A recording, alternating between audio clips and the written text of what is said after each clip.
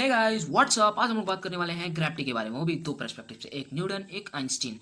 तो न्यूटन ने क्या कहा ग्रेविटी के बारे में, कि ग्रेविटी एक जस्ट फोर्स है जो कि ऑब्जेक्ट की मास की वजह से क्रिएट होता है, लेकिन हालांकि उन्होंने ये नहीं बताया कि मास की वजह से क्यों क्रिएट होता है, और ये आगे जाके आइंस्टीन बताएंगे। तो हम आगे चलते हैं। उन्होंने न्यूटन ने क्या कहा कि ग्रेविटी एक जस्ट फोर्स है जो कि ऑब्जेक्ट की मास की वजह से क्रिएट होता है, और इसी वजह से कोई भी हेवनली बॉडी किसी ऑब्जेक्ट को अपनी सेंटर की ओर तानता है। और यही कहते हुए उन्होंने एक फॉर्मूला भी दिया, जो कि यहाँ पर आप देख सकते हैं, F is equals to G m1m2/r²। और यहाँ पर इन्होंने ये भी बताया कि यूनिवर्सल ग्रेविटेशनल कांस्टेंट को भी बताया उन्होंने। और फिर अब हम चलते हैं एक स्टेप ऊपर। यहाँ तक तो न्यूटन का कॉन्सेप्ट आपने क्लास 10 में भी पढ़ा होगा, मैंने भी क्लास 10 में यही पढ़ा था, लेकिन अब हम चलेंगे एक स्टेप ऊपर जनरल रिलेटिविटी पे।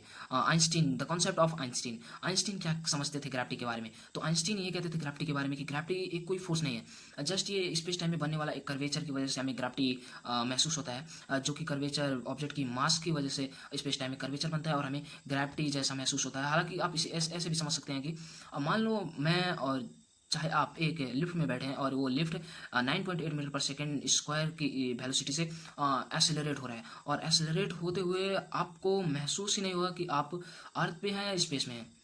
जब ये लिफ्ट स्पेस में velocity is equals to 9.8 metre per second से स्पेस में एक्सेलरेट होगा, तो आप वहाँ पर बता ही नहीं पाएंगे कि आप अर्थ पे हैं या स्पेस में हैं, और यही है ग्रेविटी। हालांकि यहीं से टाइम डायलेशन का भी कॉन्सेप्ट आया। So that's it for today. अगर आप चाहते हैं कि मैं टाइम डायलेशन पे एक डिटेल्ड वीडियो बनाऊं, देन सब्सक्राइब।